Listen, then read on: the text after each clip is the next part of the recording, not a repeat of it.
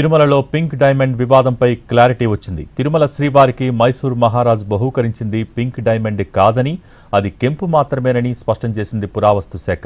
తిరుమల ఆలయంలో అత్యంత విలువైన పింక్ డైమండ్ను మాయం చేశారంటూ 2018లో ప్రధాన అర్చకుడు రమణ దీక్షితులు చేసిన ఆరోపణలు సంచలనం సృష్టించాయి. ఈ అంశంపై లోతుగా అధ్యయనం చేసిన తర్వాత పురావస్తు శాఖ డైరెక్టర్ మునిరత్నం రెడ్డి క్లారిటీ ఇచ్చారు. అది పింక్ డైమండ్ కాదని, కెంపు మాత్రమేనని తేల్చి చెప్పారు.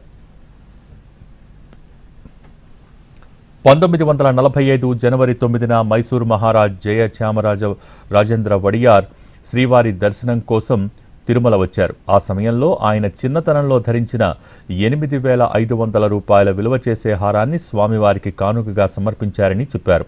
ఆ హారంలో పచ్చ, కొన్ని రత్నాలు మాత్రమే ఉన్నట్టు అప్పట్లో తిరు ఆభరణం రిజిస్టర్లో నమోదైందన్నారు. అయితే ప్రస్తుత మైసూర్ సంస్థానం నుంచి ఆధారాలు సేకరించి పింక్ డైమండ్ ప్రస్తావనే లేదని తేల్చి చెప్పారు.